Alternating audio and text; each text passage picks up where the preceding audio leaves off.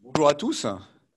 Alors pour moi, c'est le grand retour de vacances, hein, grand retour d'absence. Alors à tous les niveaux, parce que du coup, bienvenue à des visages alors, masqués, mais que je ne connais pas forcément. Et donc soyez les bienvenus. Je réitère le message de Stéphane. Et alors ça fait bizarre de ne pas voir les visages. Alors j'aperçois là-haut à gauche quelques petites capsules de ceux qui sont depuis chez eux. Merci en tout cas pour votre fidélité. Et puis c'est vrai. Alors il reste quelques places et du coup j'invite. On peut s'inscrire via le site web de l'Église. Donc n'hésitez pas. Alors voilà, il y a du monde là. C'est super. Merci pour la fidélité. J'avais vraiment justement en fin de vacances ce souci pour notre communauté. En parlant avec différents pasteurs pendant les vacances et différents frères et sœurs engagés dans les églises, qui est un coup de mou avec cette difficulté de ne pas pouvoir être complètement en présentiel, etc. Et merci parce que déjà une réponse aux prières de vous voir et ça, vraiment ça encourage, ça fait chaud au cœur et on se dit, et c'est le message du jour vraiment, ne lâchons pas. Ne lâchons pas. Et le thème du message, le titre du message, c'est « Vous êtes des sacrificateurs et vous êtes des intercesseurs ». Donc, c'est voilà, ce que le Seigneur m'a mis sur le cœur pour ceux qui n'ont pas l'habitude de m'entendre prêcher. Donc, je fais partie des anciens de l'Église et depuis un certain temps maintenant, je prêche autour d'Ésaïe quand c'est moi qui prêche. Alors, on arrive au bout d'Ésaïe, qui est un livre absolument extraordinaire. Enfin, je suis émerveillé à chaque fois que j'ai l'occasion d'y revenir. Et on est donc au niveau des chapitres 61, 62 aujourd'hui. On avait, juste pour remettre le passage dans son contexte, 59 et 60, on avait vraiment une condamnation par Dieu du peuple qui s'était lui-même enfermé dans sa situation de péché. Et pour ceux qui s'en souviennent, sur Ésaïe 59, j'avais pris l'image d'un mur. Je suis dans une maison, j'ai accès à tout, j'ai un jardin, un verger, une vue incroyable. Et en fait, par mes actions, par mon mauvais comportement, mes mauvais sentiments, petit à petit, en fait, j'ai construit un mur tout autour de ma maison. Et un beau jour, j'arrive, je dis, c'est quoi ce mur devant chez moi? J'ai plus accès à toutes ces bénédictions, mais c'est moi qui l'ai construit. Et en fait, c'était ce qu'on a dit, ce peuple a construit ce mur qui l'empêche d'accéder à toutes ces bénédictions. Donc ça, c'était 59. Et 60, on avait l'annonce d'une restauration du peuple avec un avènement d'un peuple d'enfants de Dieu. Et on voyait que ça s'étendait aux nations et donc à un peuple spirituel finalement. Alors il y a quelques semaines, j'ai déjà prêché sur le tout début d'Ésaïe 61 et j'avais focalisé sur ces tout premiers mots qui disaient « L'Esprit du Seigneur l'Éternel est sur moi, car il m'a envoyé, il m'a oint ». Et j'avais focalisé sur la personne et le ministère de l'Esprit. Et ça m'avait complètement interpellé en fait de voir finalement l'Esprit du Seigneur est sur moi et ça reprenait en fait la description de ce Messie attendu qu'on avait déjà dans Ésaïe 11, Ésaïe 42, où on voyait l'impact de l'Esprit sur ce Messie, sur Jésus. Voilà, donc ça c'était ce qu'on avait vu sur Ésaïe 61. Et en continuant pendant les vacances, là, en préparant les prochains messages et en relisant 61, 62, 63, 64, j'ai vraiment été du coup interpellé par du coup la proximité entre Ésaïe 61 et 62, et on va le regarder ensemble. Hein. Et j'avais à cœur de revenir plus avant sur ce passage d'Ésaïe 61. Et du coup, on va le faire en 3 étapes ce matin. D'abord, donc on va revenir sur la promesse. C'est-à-dire, on nous dit que cet oint, ce Messie attendu, va venir pour. Et là, on nous décrit tout un tas de bénédictions et de promesses. Et on va regarder, alors on ne va pas y passer un temps infini, juste se régaler, se réjouir de lire, de contempler ces promesses. Et puis, ça va être un appel à, chez vous, à les malaxer, à les méditer pour dire ce Dieu-là, voilà ce qu'il promet. Donc, on va regarder cette promesse, et cette promesse, elle doit nous enthousiasmer, nous engager à Et là, deuxième partie de ce message, où finalement, on nous dit l'Esprit du Seigneur m'a envoyé pour, donc on va voir guérir, pour libérer, pour délivrer, etc.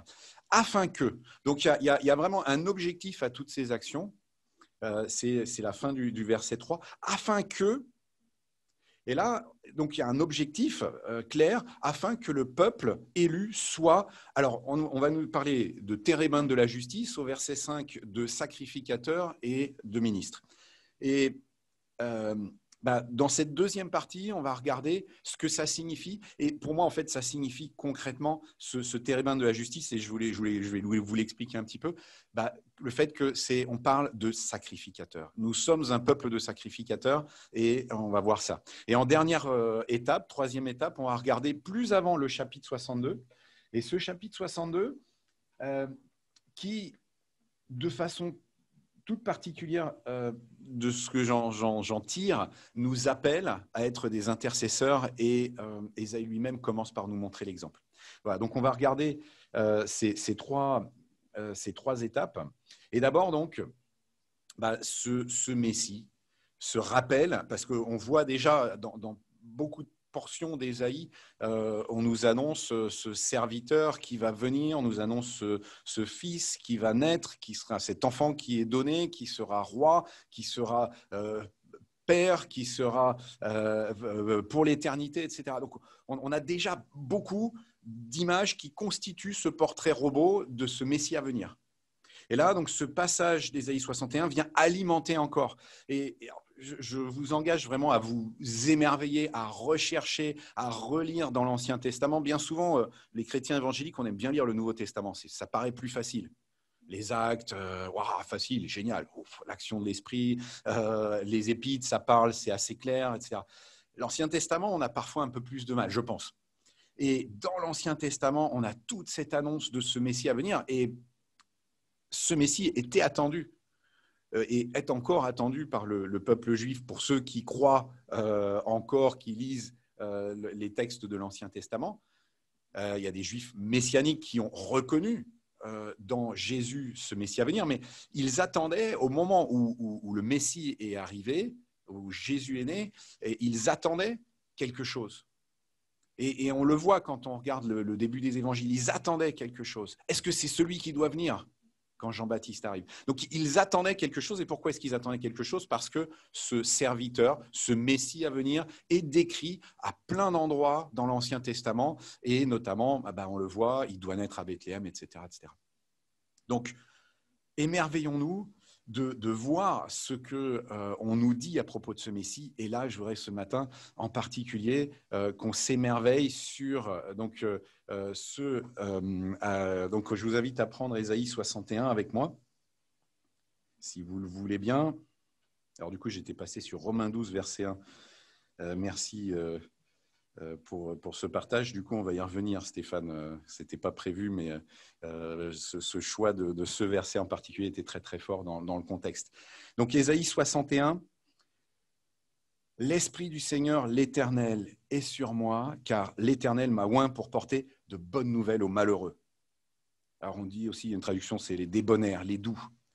« Il m'a envoyé pour guérir ceux qui ont le cœur brisé, pour proclamer aux captifs la liberté et aux prisonniers la délivrance, pour publier une année de grâce de l'Éternel et un jour de vengeance de notre Dieu, pour consoler tous les affligés, pour accorder aux affligés de Sion, pour leur donner un diadème au lieu de la cendre, une huile de joie au lieu du deuil, un vêtement de louange au lieu d'un esprit abattu, afin qu'on les appelle des térébinthes de la justice, une plantation de l'Éternel pour servir à sa gloire.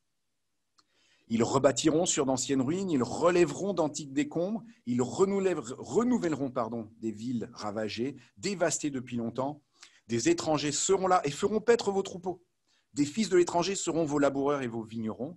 Mais vous, on vous appellera sacrificateurs de l'Éternel, on vous nommera serviteurs de notre Dieu ou ministres. Dans certaines traductions, vous mangerez les richesses des nations et vous vous glorifierez de leur gloire. Au lieu de votre opprobre, vous aurez une portion double. Au lieu de l'ignominie, ils seront joyeux de leur part. Ils posséderont ainsi le double dans leur pays et leur joie sera éternelle. Car moi, l'Éternel, j'aime la justice, je hais la rapine avec l'iniquité, je leur donnerai fidèlement leur récompense et je traiterai avec eux une alliance éternelle. Leur race sera connue parmi les nations et leur postérité parmi les peuples. Tous ceux qui les verront reconnaîtront qu'ils sont une race bénie de l'Éternel. On va s'arrêter là. Encore une fois, revenez-y. Alors, juste pour reprendre ces bénédictions, prenons le temps de réaliser à quel point c'est merveilleux. Porter la bonne nouvelle aux pauvres, guérir ceux qui ont le cœur brisé. Amen. Pour annoncer aux captifs la liberté et la liberté aux prisonniers, pour annoncer une année de grâce de l'Éternel, un jour de vengeance de notre Dieu. Consoler les affligés, apporter aux affligés de Sion un diadème, une huile de joie, un manteau de fête. On voit toutes ces bénédictions. Est-ce que tu as envie de suivre une personne qui apporte ça? Je pense qu'on peut être très, très frustré actuellement quand on voit le monde dans lequel on vit aujourd'hui. C'est un monde fondamentalement injuste. Et en France, on n'est pas loin de ça le pays où c'est le plus injuste. Mais si on réfléchit un petit peu, qu'on prend de la distance, qu'on se dit qu'est-ce qui se passe dans le monde aujourd'hui, c'est fondamentalement injuste. Je pense qu'aujourd'hui, certains sont en train de mener, c'est a priori ce qui se dit, des campagnes de vaccins, de tests de vaccins dans des pays pauvres. Voilà, on le sait, le monde est compliqué, cruel et fondamentalement injuste. Est-ce que tu as envie de suivre quelqu'un qui te dit bah, « moi, voilà ce que j'apporte, voilà ce que je vais apporter, voilà mon plan, je viens pour ça ». Et si on va au chapitre 62, on nous dit un peu plus tard « les nations verront ta justice », il parle du peuple, et tous les rois ta gloire, on t'appellera d'un nouveau nom, tu seras une couronne d'honneur, tu seras une tire royale dans la main de ton Dieu, on t'appellera mon plaisir en elle, etc. Donc on voit toutes ces bénédictions. Donc comme je le disais, on ne peut pas tout revoir, mais pour vous donner envie de retourner pendant la semaine qui vient à lire et à voir, parce que ce n'est pas encore complètement accompli, ce qu'on a, c'est en cours d'accomplissement dans nos vies de chrétiens. Le Seigneur a libéré, il y a déjà beaucoup de choses, mais on attend encore l'absolu, on attend ce retour du Christ avec ce royaume qui va s'établir et qui sera justement avec cette plénitude de tout ce qui est promis là.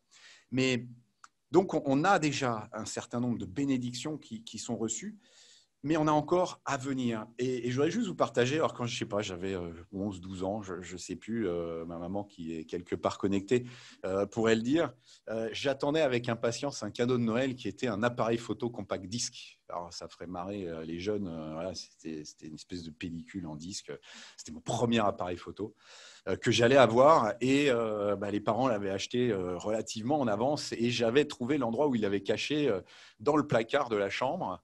Et je peux vous dire que combien de fois je suis allé discrètement ouvrir un petit peu le placard, regarder cette pochette de l'appareil photo que j'allais avoir à Noël.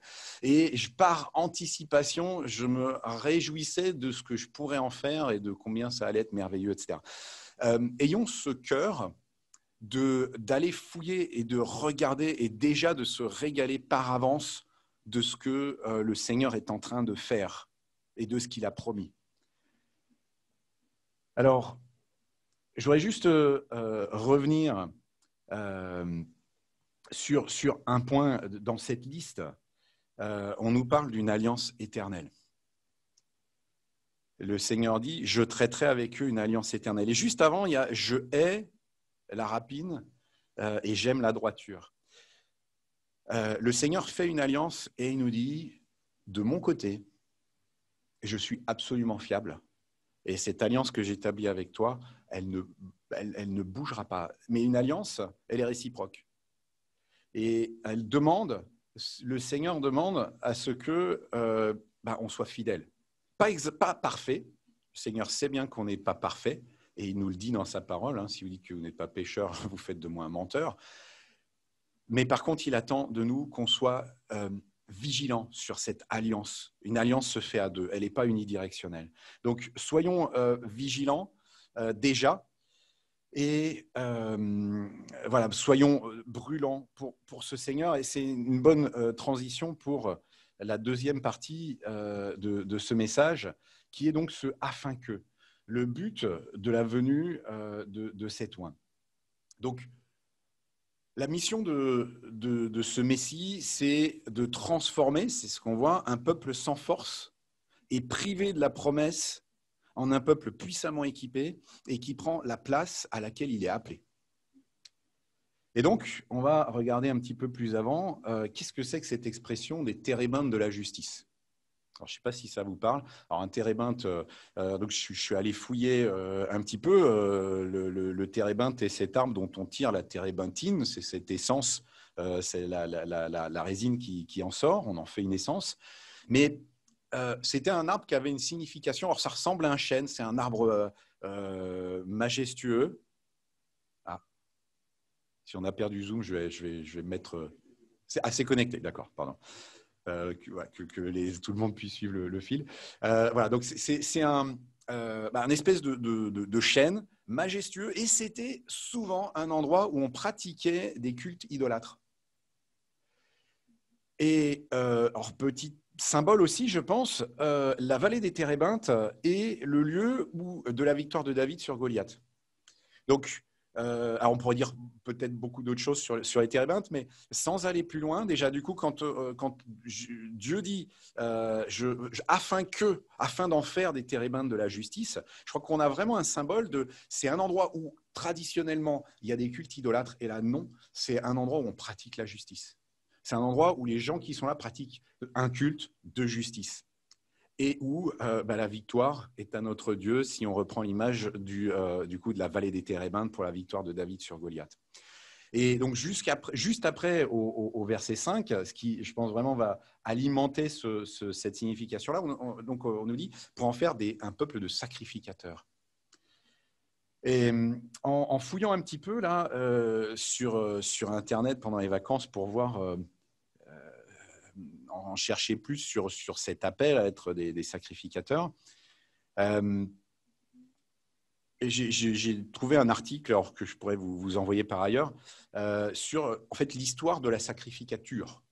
Donc, qu'est-ce que c'est que qu'est-ce que c'est que ce ministère entre guillemets? Et en fait, ce qui est terrible finalement, c'est un sacrificateur, c'est quoi? C'est des hommes et des femmes qui sont dédiés à Dieu, qui sont 100% occupés à servir à la gloire de Dieu. Et si on prend un passage en particulier finalement de l'histoire du peuple, on a l'Exode. Alors il y a le premier sacrificateur mentionné, c'est Melchisédek. Et puis Exode 19, verset 6, Dieu dit à Moïse, « Vous serez pour moi un royaume de sacrificateurs et une nation sainte. Voilà les paroles que tu diras aux enfants d'Israël. » Donc Dieu a choisi les Israélites pour être un royaume de sacrificateurs.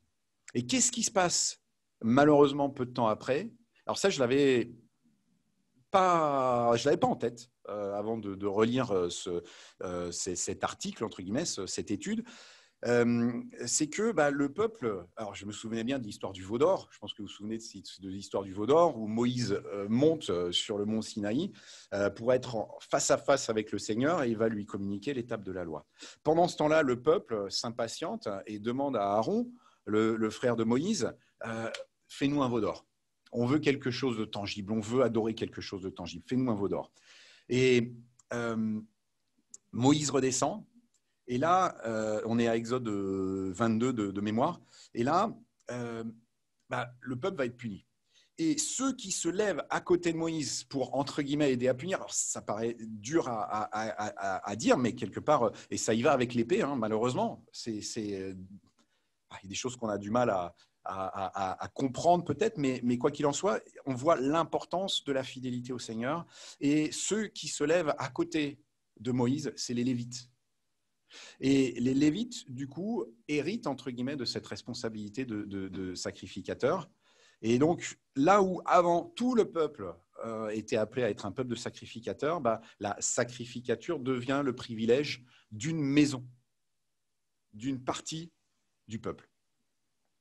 Donc ça, c'est finalement ce qui s'est passé. Et tout à coup, pourquoi au lieu d'avoir tout le peuple qui était un peuple de sacrificateurs, ben, finalement, ce n'est qu'une partie du peuple qui a cette fonction-là.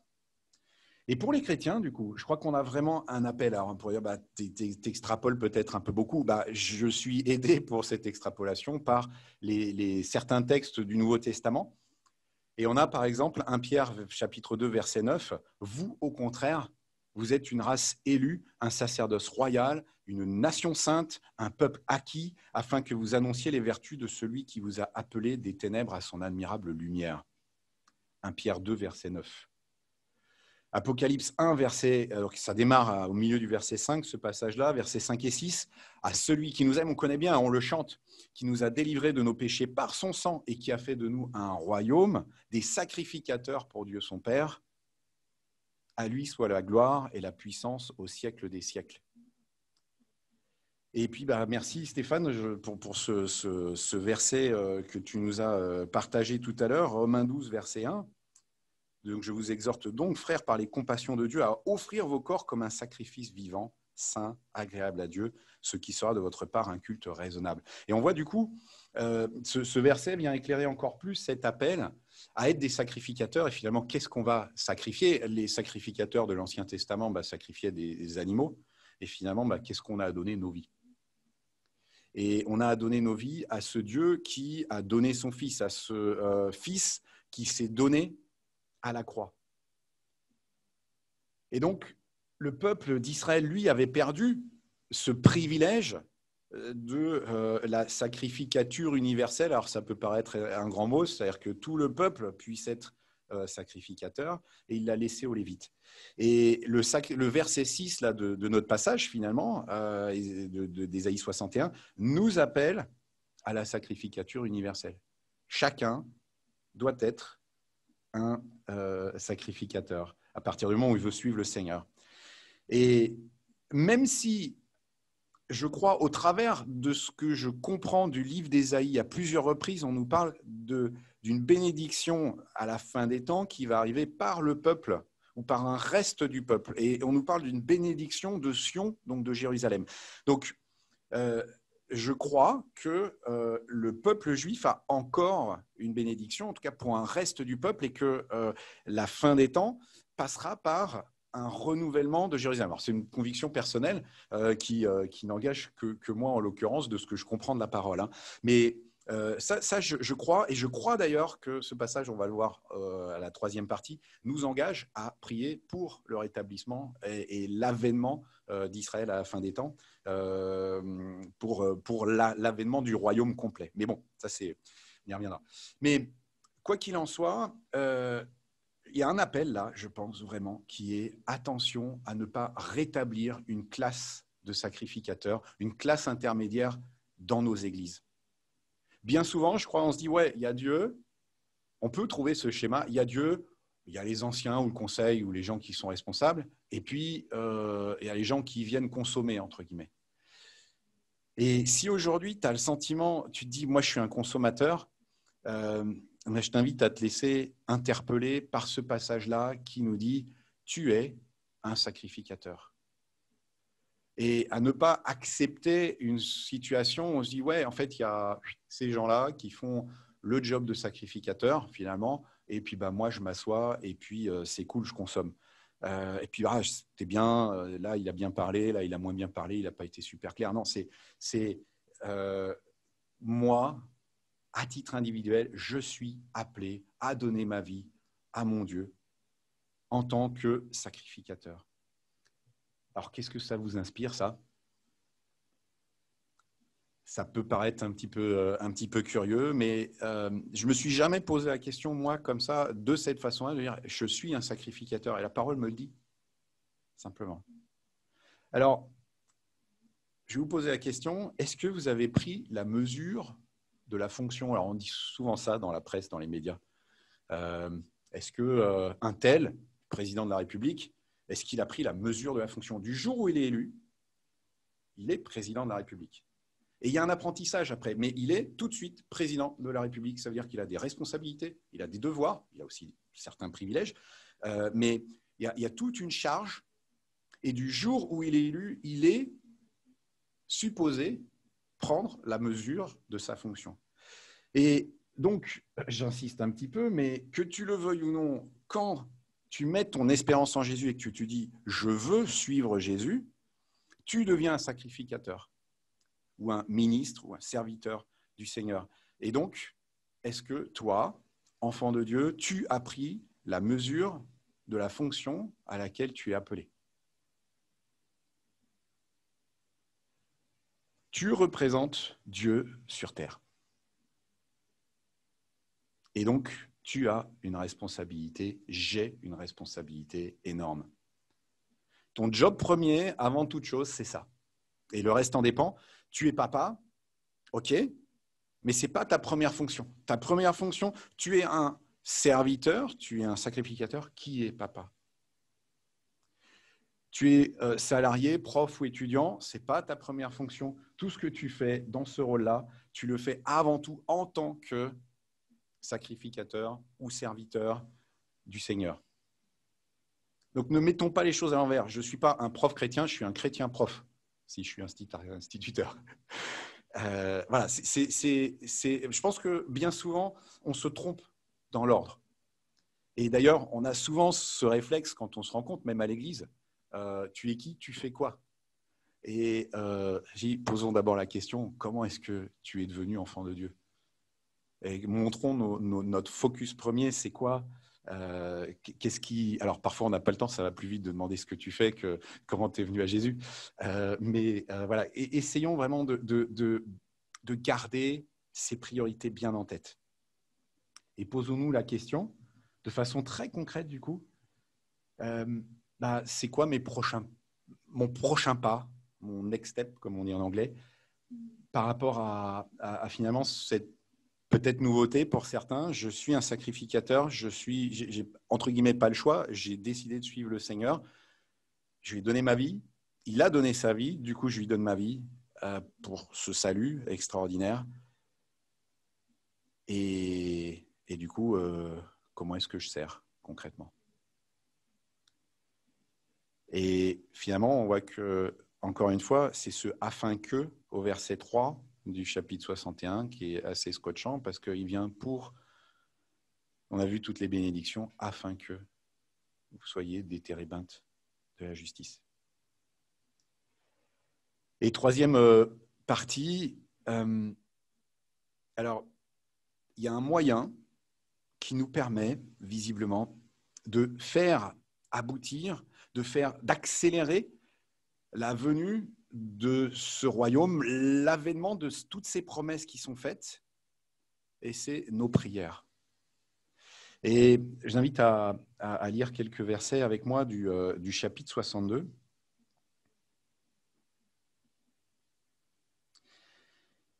Qui démarre avec le prophète qui dit « Pour l'amour de Sion, ou de Jérusalem, je ne me tairai point.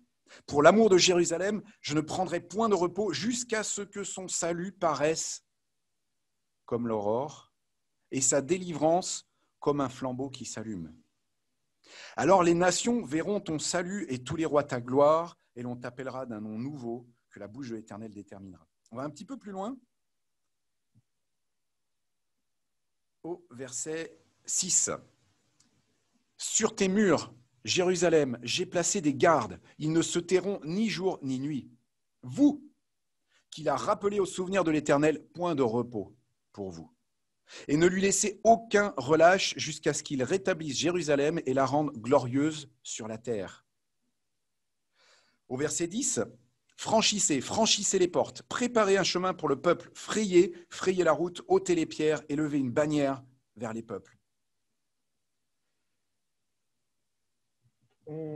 Si on regarde ces quelques versets, on voit déjà l'attitude d'Ésaïe, exemplaire, qui dit « Je ne me tairai pas jusqu'à ce que… » Alors, je ne sais pas vous, moi, ça me rappelle de façon criante, alors c'est arrivé plus tard dans l'histoire, Ésaïe, moins 700, moins 750 avant Jésus-Christ, Daniel, qui part en exil en moins 606, vers l'âge de 14 ans, et Daniel qui…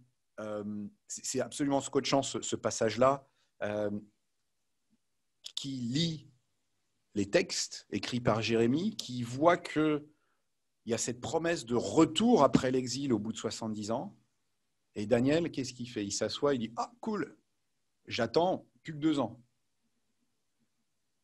Daniel, il se met à genoux, il jeûne, il prie et il demande au Seigneur de mettre en œuvre sa promesse. J'aurais tendance personnellement, je progresse, j'ai grandi dans le domaine, à dire le Seigneur a promis, le Seigneur va faire. Oui, mais le Seigneur nous appelle à prier et c'est dans sa parole. Donc rester entre guillemets les bras croisés en attendant que ça vienne, je ne crois pas, au vu de ce que je lis dans la parole, que ce soit ce à quoi le Seigneur nous appelle. Le Seigneur, par l'exemple d'Ésaïe, par l'exemple de Daniel et par cet appel qu'il nous fait dans Ésaïe 62 notamment, qu'il nous fait dans Éphésiens 6, on va y revenir, le Seigneur nous appelle à être des intercesseurs pour accélérer ou pour faire venir ce royaume et cet avènement de ces choses absolument extraordinaires. Donc Ésaïe qui nous dit « Je ne me tairai pas ». Le Seigneur qui dit au verset 6, comme on l'a lu, « J'ai placé des sentinelles sur tes murs, elles ne se tairont point. Ô vous qui faites souvenir, ne vous donnez point de repos. » Et là, on peut encore une fois dire, ces paroles, elles s'adressent à nous. Quand on lit 62, on peut se dire, bon, il y a quelques personnes qui sont affectées à prier.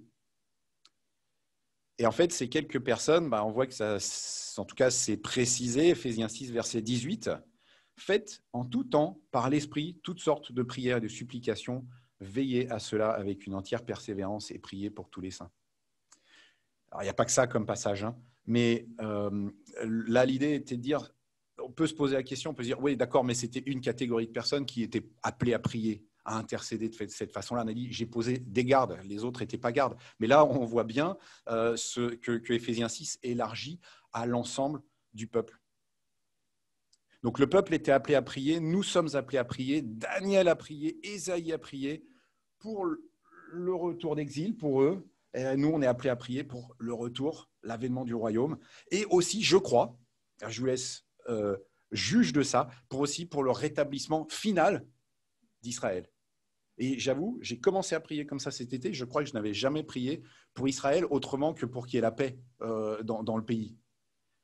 Et moi, voilà, depuis que je malaxe Ésaïe, je me dis il y a quelque chose et il y a un appel particulier et une restauration de Jérusalem à venir.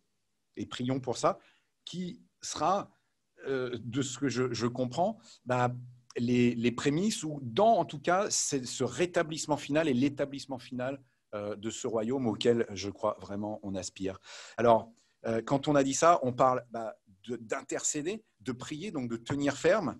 Et j'en profite, hier, on avait une réunion des différents responsables d'activités pour lancer la rentrée, qui du coup est un petit peu particulière cette année, mais on a rappelé ensemble qu'on avait prévu un temps de jeûne et de prière la semaine, donc pas cette semaine qui vient, la semaine d'après. Et ne passons pas à côté de cette opportunité de chercher la face du Seigneur, de prier parce que, vous voyez, cette salle, normalement, on est rempli le dimanche matin, on peut tenir 70 personnes, on est obligé de faire sortir les enfants un peu plus tôt. Alors, ça, c'est pour ceux qui n'ont pas l'habitude d'être là, ou qui n'avaient pas l'habitude d'être là avant les vacances, avant le confinement.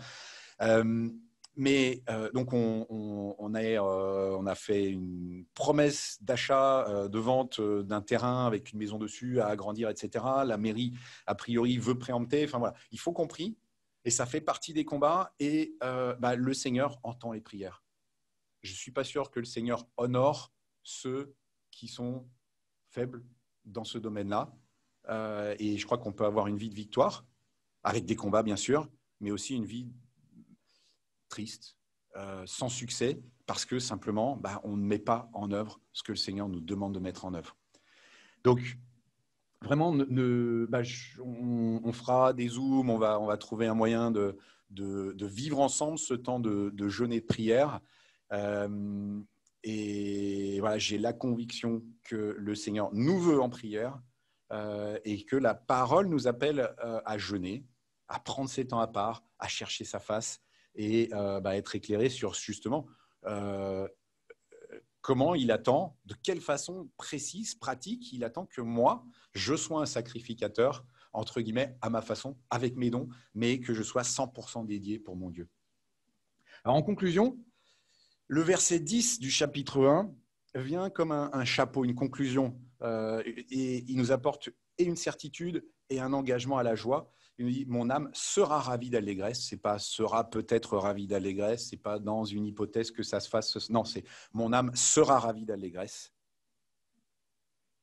Et la raison, c'est il m'a revêtu des vêtements du salut et du manteau de la délivrance. Donc on a, encore une fois, on revient aux promesses de cette première partie du message.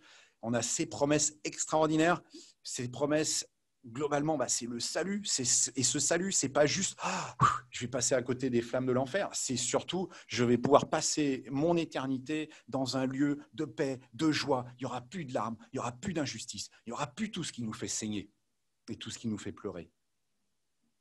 Il n'y aura plus de tout ça. Et ça, c'est cette promesse. Alors que je suis complètement imparfait et qu'à la rigueur, je suis moi-même, je fais partie de ces gens qui font parfois saigner, qui font parfois, voilà. Le Seigneur m'a relevé, m'a changé, m'a transformé, le fait au quotidien, à partir du moment où je me mets à la recherche de sa volonté. Et c'est une assurance. Et le verset 11 nous le dit, comme la terre fait éclore son germe. Comme l'aurore va venir. On sait que l'aurore va venir. Je n'ai pas les pouces verts. Petite image, on est arrivé donc, dans les Cévennes avec Estelle, mon épouse, le 20 juin. Et il y a un champ qui habituellement, qu'on connaît, rempli de maïs. Et là, le champ, il était marron. Il n'y avait rien. Et en fait, moi, je ne suis jamais arrivé aussitôt dans ce petit village de Cévennes. Et franchement, on n'imagine pas qu'il puisse sortir quelque chose de cette terre brune qui avait l'air très sèche, etc. 2 mois plus tard, quand on est parti, le maïs était haut comme ça. Et en fait, le germe était en terre. Et puis, petit à petit, ça a poussé. Et ça a l'air de prendre du temps. Et on ne voit pas forcément ce qui se passe sous le sol. Mais on a cette assurance, nous dit la parole, comme la terre fait éclore son germe, cela va arriver. Et donc, devant tant d'amour, devant toute cette œuvre pour nous, comment ne pas réagir, comment ne pas dire je veux suivre ce Dieu et je veux vraiment le faire, je veux être fidèle. Et comment ne pas accepter, dire c'est un combat, mais dire ok, Seigneur, je vais intercéder, je vais rentrer dans cette démarche parce que je sais que tu as payé, je sais tout ce que tu as fait pour nous, je sais ce que tu as promis et j'ai envie que ça vienne le plus rapidement possible. Et puis réjouissons-nous. Je crois vraiment que le Seigneur nous appelle à la joie et qu'un chrétien qui n'est pas joyeux et qui ne recherche pas la joie, ça c'est un grand thème de John Piper pour ceux qui le connaissent, il manque quelque chose. Donc recherchons la joie du Seigneur et réjouissons-nous par avance de ce que le Seigneur a promis. Je vous invite à prier. Seigneur mon Dieu, vraiment, je te demande de faire fructifier, Seigneur, cette parole, ces 2 chapitres d'Ésaïe, Seigneur, dans nos cœurs, dans nos âmes, Seigneur, que vraiment tu permettes qu'on soit transformé, Seigneur, par ce que tu nous dis, par ce que tu veux nous transmettre. Seigneur, rends-nous vraiment fidèles, fais de nous ce que tu nous as dit que nous sommes, des sacrificateurs, fais de nous des serviteurs, fais de nous, Seigneur, des intercesseurs. Apprends-nous à persévérer, apprends-nous, Seigneur, à te suivre fidèlement, Seigneur, et à t'obéir. Mon Dieu, je te prie vraiment pour chacun de mes frères et sœurs, Seigneur, présents ce matin, pour ceux qui sont à distance, Seigneur, je te demande de les bénir, Seigneur. Transforme-nous, prépare ce temps de semaine de jeûne, Seigneur, vraiment bénis, fortifie. Seigneur, je te prie pour ces frères et ces sœurs qui souffrent de par la distance, l'isolement, le fait de ne pas pouvoir être avec, Seigneur, physiquement. Je te demande, Seigneur, de leur donner patience, de leur donner aussi la conscience de l'importance de leur ministère là où ils sont, comme ils sont, auprès des voisins, auprès de la famille, Seigneur. Vraiment, équipe-nous par le nom puissant de Jésus-Christ, Seigneur. Amen.